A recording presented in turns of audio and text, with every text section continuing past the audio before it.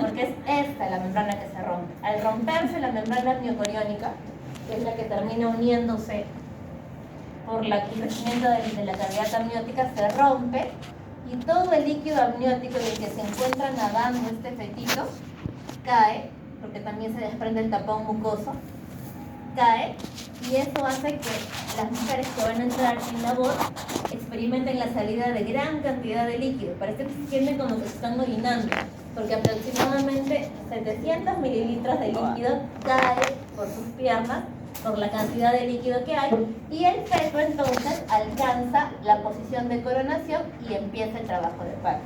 ¿Sí? De eso se trata.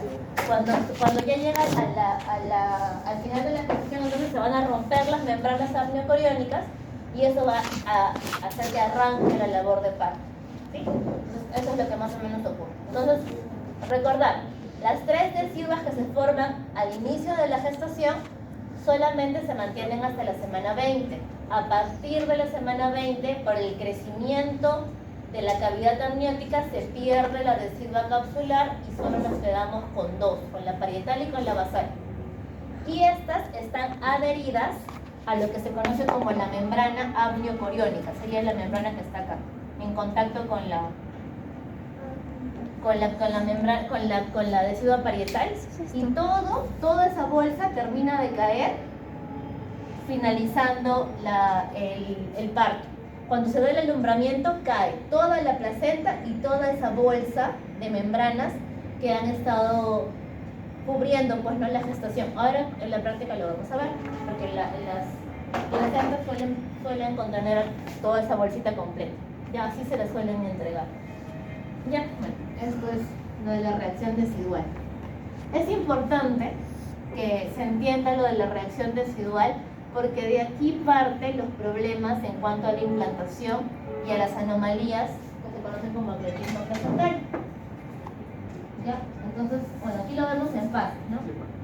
Aquí la decidua basal, que va a estar en contacto con el corión frondoso, la decidua capsular, que es la que va a cubrir el corión liso, y la parietal, que será la que secunda toda la cavidad uterina, ¿no? La decidua parietal. En el estadio más avanzado de la gestación, vamos a ver que ya no va a haber presencia de esta decidua capsular y solamente nos quedaremos con la decidua basal, que es la que cubre el corión velloso, y con la decidua parietal. Me voy a Eso comprar es la otra. misma. Creo que no. Ese es el que no.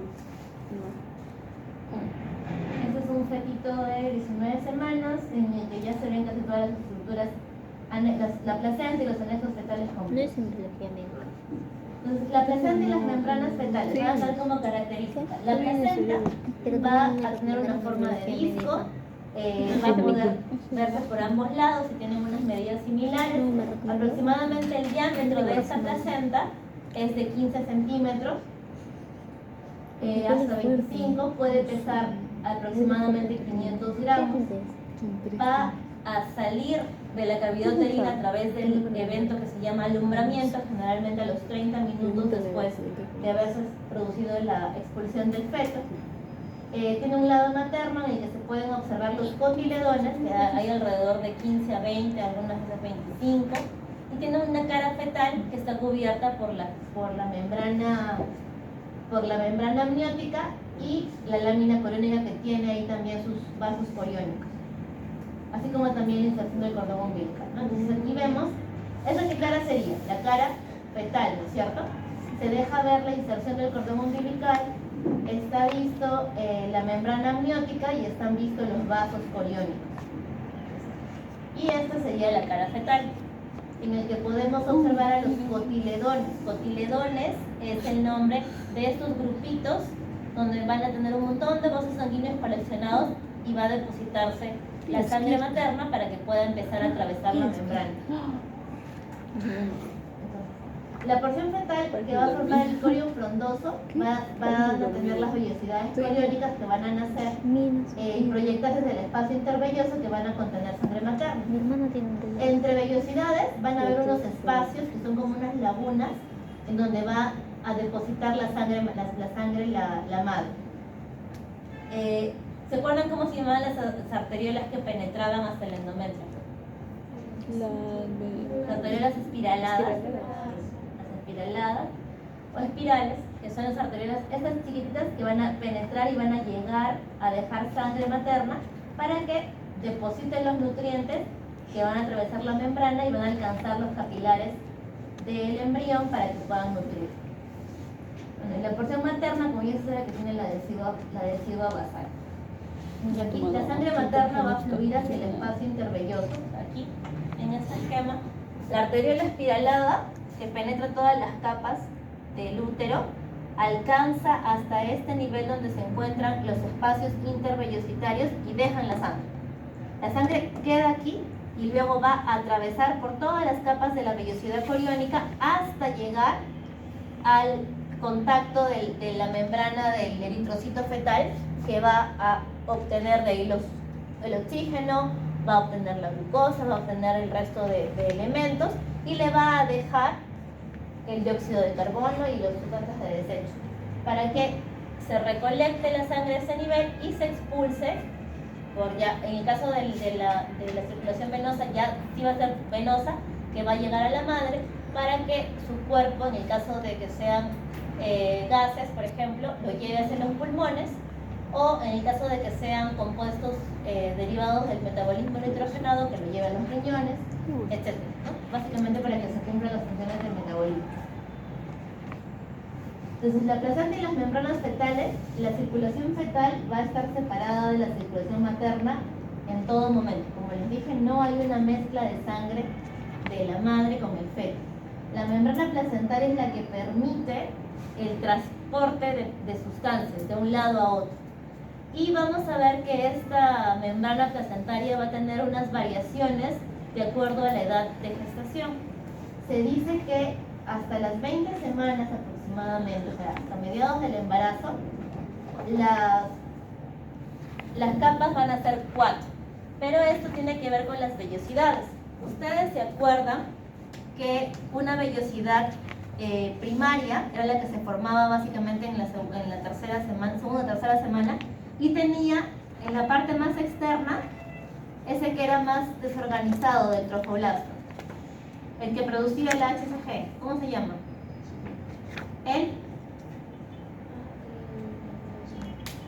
¿El sitio o el sin sitio? ¿Quién es el más externo? ¿El sitio o el sin sitio? ¿El sitio seguro? El sin sitio trofoblasto. El sin sitio trofoblasto es este que está aquí más externo. El sin sitio trofoblasto es el que va a aparecer en la parte más externa. ¿Qué va a estar abajo? ¿Cómo se llaman las células que van a estar abajo en la vellosidad coriónica? El citotrofoblasto. Después va a encontrarse el mesodermo extraembrionario o el mesénquima.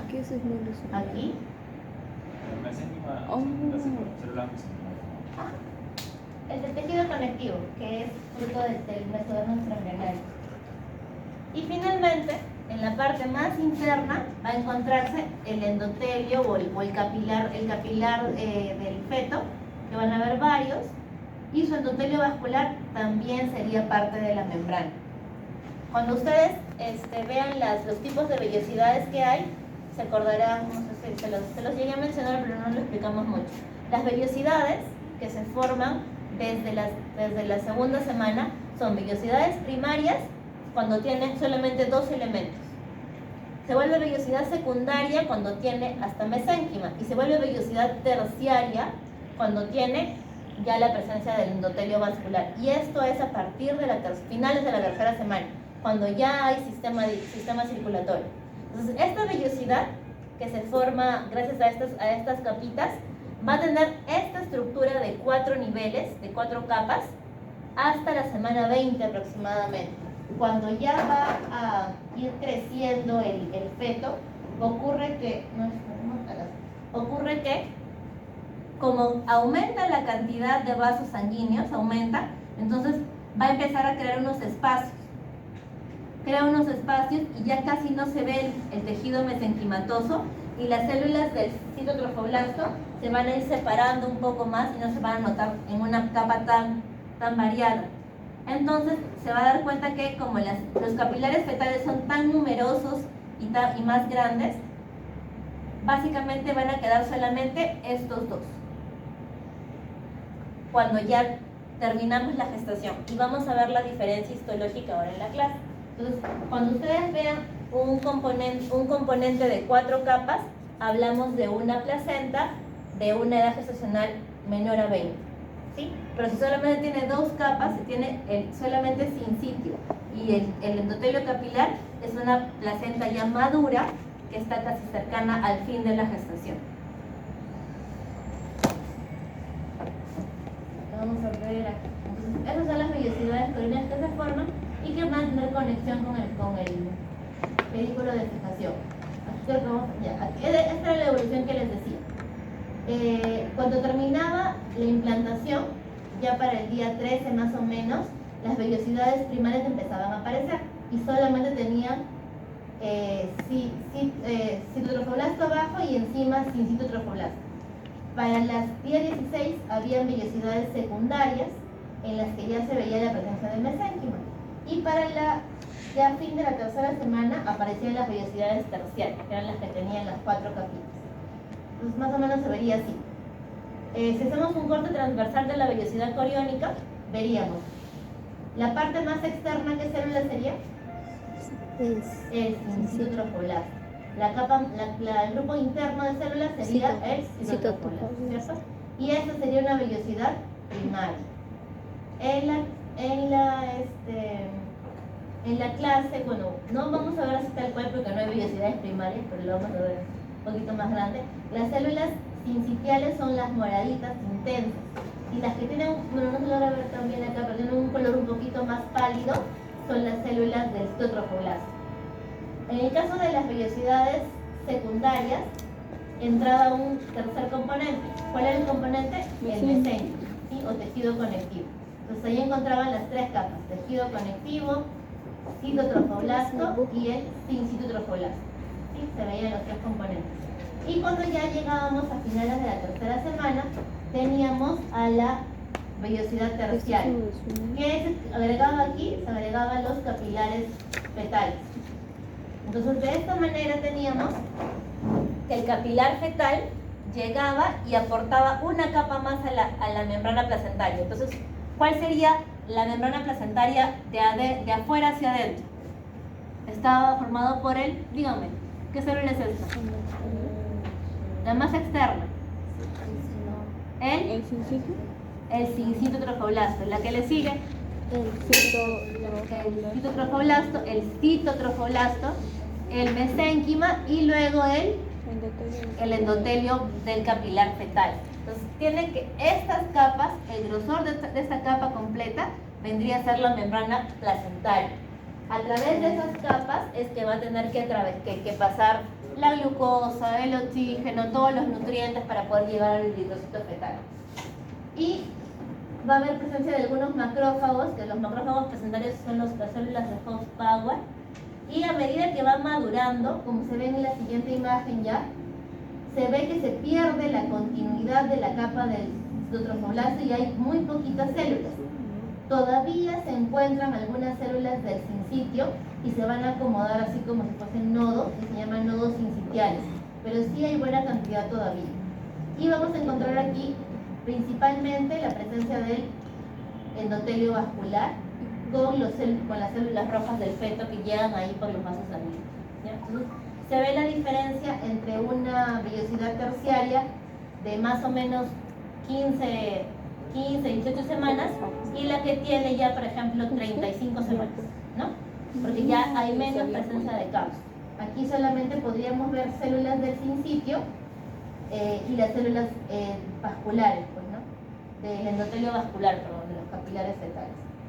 Entonces, la membrana placentaria va a ser una estructura combinada que va a separar la sangre materna y la sangre fetal. Entonces, tiene 4 capas en la primera mitad de la gestación y va disminuyendo de acuerdo a la maduración de la gestación. Por eso dice que el citotrofoblasto va a ir desapareciendo en grandes superficies y van a quedar las vellosidades de un espesor más delgado con zonas solamente que tienen los nodos sincitiales. El resultado es que la membrana placentaria va a tener 3 capas en la mayoría de los lugares y la membrana placentaria va a actuar como una barrera, no va a dejar de ser una barrera. Entonces, vemos aquí la evolución de las vellosidades coriónicas, ¿no? Esa sería una vellosidad primaria, una vellosidad secundaria, que tiene los tres componentes, y una vellosidad terciaria, que ya tiene sus vasos sanguíneos, fetales. Aquí, cuando ya empieza a ramificarse, tendremos las vellosidades. Hay vellosidades de tipo libre y vellosidades de anclaje, que van a permitir que se agrupen en lo que se conoce como cotiledones, que son las estructuras de la placenta. Entonces, vemos aquí cómo se da la parte de la llegada de la sangre. En estos espacios, si es un espacio entre dos vellosidades, ¿cómo se llamará este espacio? Ajá, espacio intervelloso. El espacio intervelloso o la laguna intervellositaria es a donde va a llegar la sangre de la madre y va a atravesar las membranas. ¿Cuál es la membrana? El citotrofoblasto, la más externa, el citotrofoblasto, el tejido conectivo mesénquima y la pared del endotelio vascular. Si hablaríamos de estas 4 capas, estaríamos en un embarazo de 15 semanas o de 38. 15 semanas, ¿cierto? Porque tendríamos más capas. A medida que aumenta el embarazo, las capas se van perdiendo y solamente nos quedamos con el sincitio y con el endotelio vascular. Básicamente porque aumentan los vasos sanguíneos. Ya no hay mucho tejido mesenquimatoso. Los espacios se hacen cada vez más delgaditos, la barrera, porque tiene gran cantidad de vasos sanguíneos que ha proliferado a ese nivel. Entonces aquí tenemos, bueno, la sangre materna va a llegar a la placenta por las arterias espiraladas, como les dije, penetra y luego es liberada en los espacios intervellositarios para que finalmente se traslade por los capilares, se recolectan en los vasos coriónicos y finalmente llegan por el cordón umbilical a través de la vena umbilical.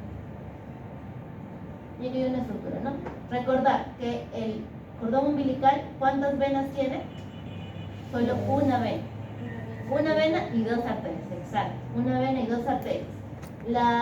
El componente sanguíneo con más oxígeno va a pasar por la vena o por la arteria umbilical.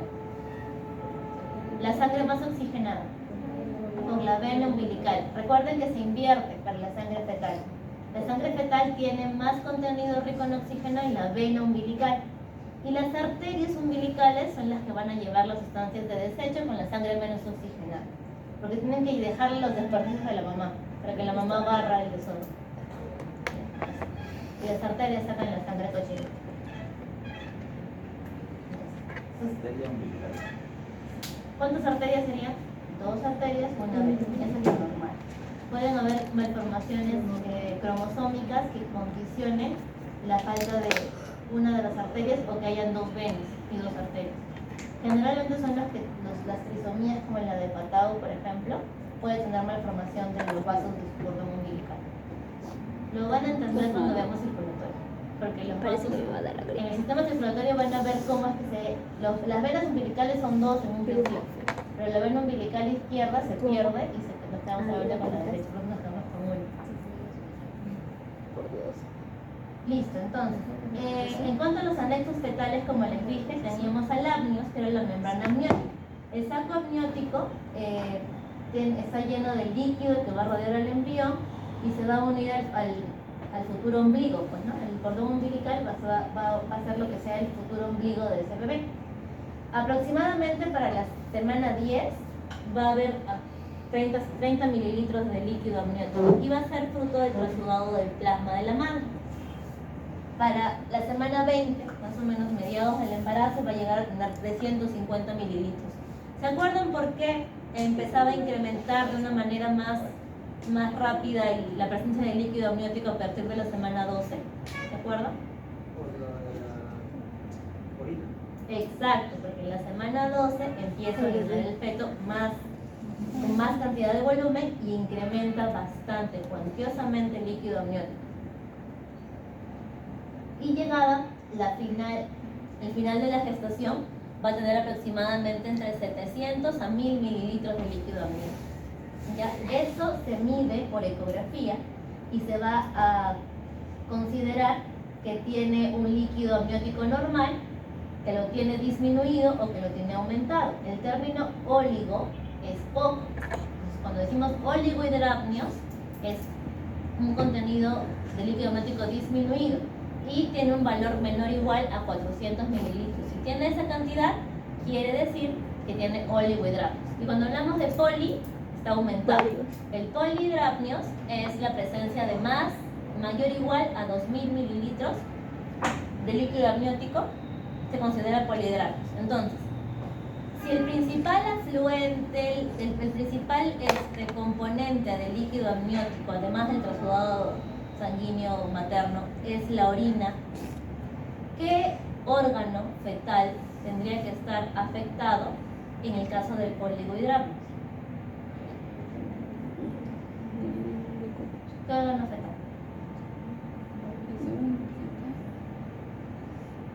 Me acaban de decir que básicamente es orina.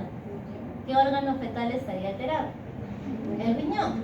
Entonces, en la agenesia renal, cuando no hay riñón o cuando está mal formado el riñón y no hay suficiente filtrado de orina, entonces habrá, principal causa fetal de oligohidrapnios, agenesia renal o un daño a nivel renal. Y como sabrán, el líquido amniótico tiene componentes como se los dije la semana pasada también, tiene factores de crecimiento que van a permitir que el tubo digestivo aumente de tamaño. Por eso el feto traga líquido amniótico. El feto traga aproximadamente 500 mililitros de líquido amniótico diarios. ¿Ya? Se lo traga y luego lo vuelve a eliminar por la orina. Como que tomar agua todo el día. Toma agua. Y ese líquido amniótico pasa por todo el tubo digestivo, ¿no? Ayuda a que crezcan las velocidades intestinales, aumenta la longitud del intestino delgado y permite que pueda orinar, ¿no? Se filtra y orina. Entonces, ¿qué órgano tendría que estar afectado para que haya una acumulación, un exceso de líquido amniótico en la cavidad? ¿Qué órgano creo? ¿Qué órgano? ¿Qué tendría que tener el feto para tener mucho líquido amniótico en su cavidad? ¿Qué tendría que pasarle al feto? Que les estoy diciendo que para tomando líquido amniótico, su tubo digestivo tendría que estar alterado, su tubo digestivo. Por ejemplo, estaría bloqueado su esófago. Las atresias de esófago son la principal causante de polihidrapnios en el caso de causa fetal. Si no pasa líquido amniótico por el esófago, se va a ir acumulando en la cavidad, ¿sí? Generalmente las atresias hasta las duodenales, hasta el nivel duodenal por obstrucción, pueden causar polihidrapnios, pero la principal causa es a niveles del esófago. Cuando es más distal la atresia, por ejemplo en el intestino delgado o en el colon, casi todo el tubo digestivo logró llenarse de líquido y se pudo filtrar. Y si bien no hay presencia de polihidrapnios, las cosas se van a ver todas distendidas, pero no va a haber problemas. Básicamente es esófago, estómago, duodeno, la primera porción del tubo digestivo, la que si está obstruida por cualquier causa que sea, no se formó, no se pegó una luz con otro pedazo de luz, no hay una continuidad, puede causar la presencia de acúmulo de líquido amniótico y causar polihidrapnios, ¿ya? Y a nivel materno, las causas más frecuentes de polihidrapnios son, por ejemplo, la diabetes gestacional. Cuando hay mucha glucosa en sangre, hay un desbalance de filtrado de líquido y eso puede causar aumento de líquido en la cavidad amniótica, polihidrapnios. Y en el caso del oligohidrapnios, la principal causa materna es la preeclampsia, ¿sí? La insuficiencia placentaria que se da en la preeclampsia causa que haya una mala transsudación de líquido del plasma al líquido amniótico y puede causar cierto grado de oligohidrapnios. El cordón umbilical, bueno, como les dije, conecta el feto con la placenta, va a tener de diámetro, es un órgano largo como un cordón, un tubo, que tiene más o menos de diámetro 1 centímetro.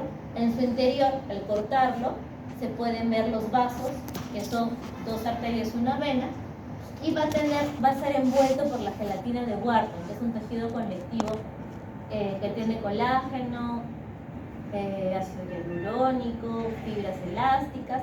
todo esto se forma como una gelatina conocida como la gelatina de Wharton, que es tejido con el conjuntivo mucoide, ¿no? Tiene varios aspectos ahí. Aquí se corrió la W, es Wharton, la WHA Wharton. Entonces, los anexos fetales también tenemos que considerar aquí a lo que ocurre con el saco vitelino. El saco vitelino, no sé si se acordarán, un remen para acá. Y aquí viene su examen. No se pierda. A ver. ¿Se acuerdan que cuando el yeso germinativo se formaba, cómo se llamaba cuando era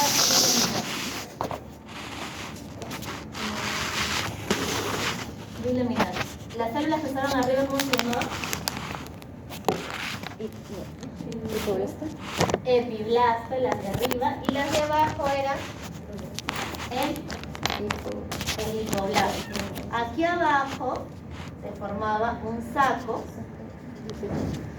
que se llamaba, era la cavidad extralámina, que luego se llamaba saco vitelino primitivo. Y arriba, ¿qué se formaba? La cavidad también.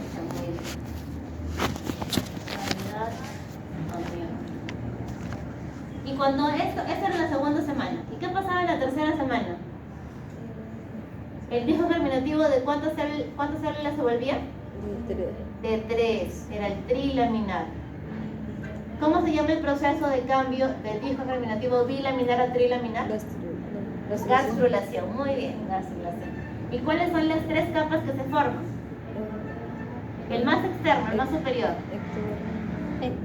El ectodermo. El interno, ¿cómo se llamaba? Mesodermo. Y el más interno se llamaba endodermo. Entonces, del endodermo se iba a formar una comunicación con el saco vitelino. Se iba a imaginar y el saco vitelino secundario se formaba aquí. Esta cavidad se quedaba como una cavidad grande, que era la cavidad coriónica, y aquí seguía la cavidad amniótica. ¿Sí?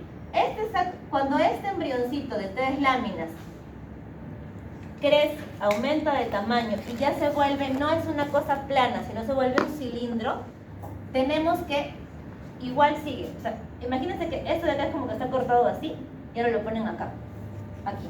Entonces, esta parte de la cavidad amniótica vendría a ser esto de acá. Aquí está el embrioncito. Aquí abajo queda su pedículo, por acá queda su pedículo de fijación, ¿sí? Y aquí abajo quedaría colgando el saco vitelino. Y queda como una estructura ahí, está comunicada con la barriga. Y el pedículo de fijación, y entonces el pedículo de fijación solamente va a tener los vasos sanguíneos. Luego de eso, todo esto se va a ver envuelto en una sola estructura de gelatina, que será luego la gelatina de Wharton, que envolverá todo el cordón umbilical. O sea, en alguna porción del cordón umbilical se va a poder mirar a 2 estructuras más, a lo que sería este cordón que conecta el saco vitelino con la barriguita, que es el conducto vitelino o conducto ónfalo-mesentérico, y a una colita que se forma acá, que es importante para la formación de la vejiga, que se llama alantoides. Esas 2 estructuras van a acompañar a los vasos sanguíneos y van a estar incorporadas en el cordón umbilical. Solo que como se van obliterando durante el desarrollo fetal, ya cuando termina la gestación no se logran ver del todo. Cuando uno hace el corte, lo vamos a ver ahora en clase, cuando uno corta el cordón umbilical, que lo corta mucho más distal, solo se logran ver las estructuras vasculares. Entonces aquí, por ejemplo, podríamos ver una membranita. Si lo cortamos bien cercano a la barriguita del bebé, se lograría ver como un ligamento, que sería el alantoides. Pero cuando se corta mucho más distal, más alejado, ¿sí?, del cordón umbilical, solamente se logran ver los vasos sanguíneos. Pero son unas estructuras que también son envueltas y son partes de los anexos fetales que se envuelven en el cordón umbilical, ¿ya? Para el caso del alantoides lo vamos a entender un poquito mejor cuando veamos la formación de la vejiga, ¿ya? Y el conducto ónfalo-mesentérico o conducto vitelino sí es una estructura que vamos a ver más pronto, ahora en digestivo, que une el saco vitelino o el quiste que queda del residuo del saco vitelino con un haz intestinal. Por eso es que cuando hay alguna malformación a ese nivel y no se cierra esa estructura, hay una condición que se llama persistencia del conducto ónfalo-mesentérico y causa que a través del ombligo del bebé salgan heces, porque hay una comunicación, hay un líquido que sale, contenido intestinal, y sale a través de este huequito que se sigue conectando al ombligo. Cuando el ombligo se cae, queda como una comunicación con el intestino y sale un contenido que se parecen a las heces a través del ombligo. Eso hay que operar, ¿ya? Y se da por la persistencia del conducto ónfalo-mesentérico. La importancia del líquido amniótico para el desarrollo del feto. Entonces, vamos a ver que es importante porque el feto va a estar flotando en el líquido amniótico, va a permitir el crecimiento simétrico del embrión, va a actuar como una barrera contra las infecciones, va a facilitar el desarrollo normal de los pulmones fetales, va a ayudar a controlar, evitar las lesiones, a controlar la temperatura corporal del embrión y va a facilitar la movilidad completa durante el tiempo que se mantenga en el útero. No es importante para todas estas cosas.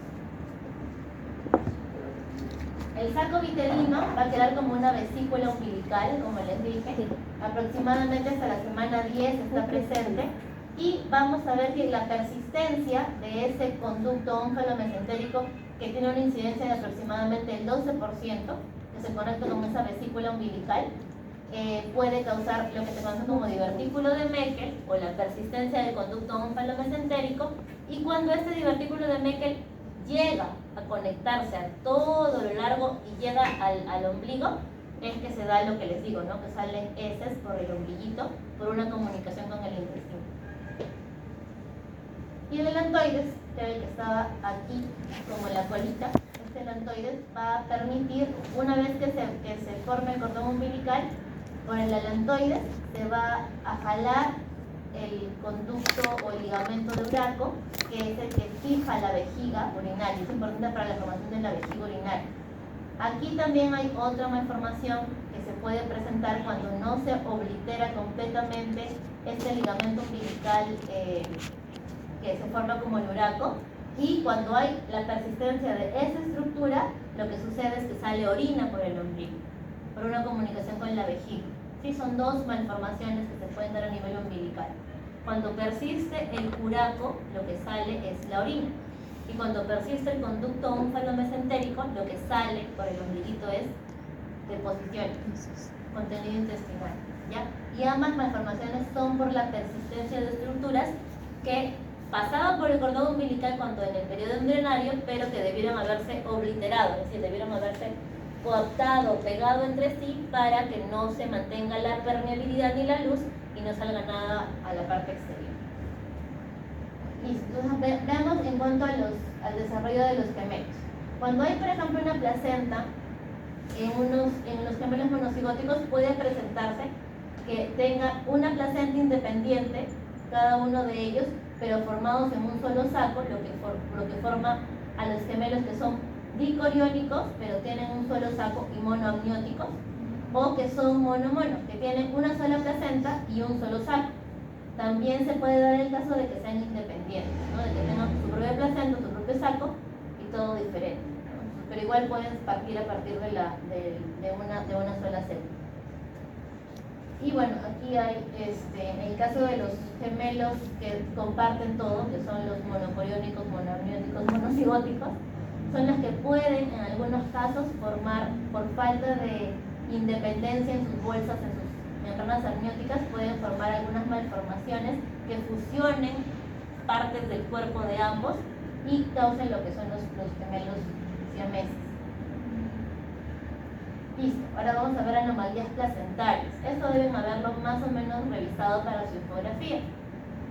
¿Qué les dije que era importante para que pueda producirse una protección del endometrio cuando hay embarazo? ¿Cómo se llama esa reacción? Para que pase a la fase decidual. ¿Cómo se llama la reacción? Reacción decidual. La falla en la reacción decidual va a ser la que cause la patología conocida como acretismo placentario. El acretismo placentario es aquella patología que se produce por una mala implantación en el espesor de la pared uterina por una falla en la reacción tecidual. Entonces, vamos a ver que de forma normal, cuando se da la reacción tecidual, esta decidua va a permitir que aquí se pare. Esto va a ser, ¿cuáles son las tres capas? Endometrio, miometrio y perimetrio, ¿cierto? La reacción tecidual permite que aquí se forme una capita independiente que se va a llamar decidua basal. Y por debajo de la decidua basal va a haber una membrana. Esa membrana se conoce como la membrana de Nitabush, que es la separación entre el estrato basal del endometrio y lo que sería la decidua basal. Entonces, si la reacción decidual es eficiente, entonces la implantación va a detenerse acá. No se va a implantar más allá de esta capa. Eso es lo normal. Pero el acretismo placentario dice que por una falla en esta reacción decidual va a ocurrir que el sincito trofoblasto va a penetrar las capas de la pared uterina de forma incrementada. La primera forma de acretismo placentario es la placenta ácreta, en la que se va a penetrar todo el endometrio y se va a apoyar o adherir a nivel del miometrio. O sea, con A adhiere el miometrio, o se apoya en el miometrio. La placenta íncreta es la que va a invadir el miometrio, ¿sí? Con I de invade el miometrio, hasta acá. Y la placenta pércreta es la que va a perforar todas las capas y va a incluso lograr llegar a la capa más externa, que es la capa del perimetrio, ¿sí? Esa capa del perimetrio puede perforarse hasta el final, hasta perforar toda la pared uterina o quedarse a nivel del espesor del perimetrio. Pero estas dos son las más peligrosas porque pueden causar un gran sangrado en el momento del alumbramiento, debido a que la placenta está tan enraizada en la pared uterina que finalmente la única opción sea la histerectomía, pues no sacar al útero porque no hay cómo retirar los restos placentarios en un útero, en una placenta con acretismo placentario. Y se da debido a este problema en la reacción decidual, esa falla en la reacción decidual. Van a haber otras malformaciones como la placenta subsetuariata, que es que tiene como una especie de cotiledones accesorios o aberrantes que están fuera del grupo de cotiledones, pero no tiene ninguna anomalía como tal, solo que se ve de una forma extraña. Entonces aquí vemos un esquema, ¿no? Seguro lo han encontrado también. La implantación se va a dar así. La placenta ácreta va a llegar a solamente apoyarse en el miometrio. Y la placenta íncreta es la que invade el miometrio y la que penetra todas las capas sería la pércreta. Y esto es lo que les decía en el caso de que la zona pelúcida no se pierda y se termine de implantar aquí, se implanta a nivel del cuello uterino, esa es la placenta previa. Eso es la imagen esa es la placenta subsetuariata, que es la que tiene unos lóbulos aberrantes de cotiledones. Esta es una placenta membranácea que tiene como que engrosamiento a las membranas fetales. Se ve un cordón con la presencia de nudos. Estos nudos no son significativos, no causan dificultad en la irrigación del feto. Aquí hay una placenta que tiene dos cordones, porque es una placenta de gemelos, que eran monocoriónicos, y tiene una inserción un poquito más periférica. La inserción del cordón umbilical casi siempre es concéntrica o ligeramente fuera del centro, pero no es muy alejado. Cuando está más excéntrica o más a nivel de la periferia se llama la placenta en raqueta, pero también son placentas normales, funcionan normal. Y esta es una placenta bilobulada, ¿no? Tiene solamente un cordón umbilical, pero tiene la presentación de dos lóbulos por una reacción en la proliferación del sincito trofoblasto. Ya está. No. No. Es mucha información. No ha habido tiempo. Uy, eso te falta la próxima semana. ¿Es más? Los sistemas generalmente son más densos. Profesora, el parcial en teoría va a venir desde hasta la semana 7. No, semana 6, perdón. No, semana 7, por eso semana 8. Y es pura teoría. Ay, voy a morir. Ahora, ¿crees que pierde el café? ¿Qué cosa? Pero eso es mucho más fácil, la verdad.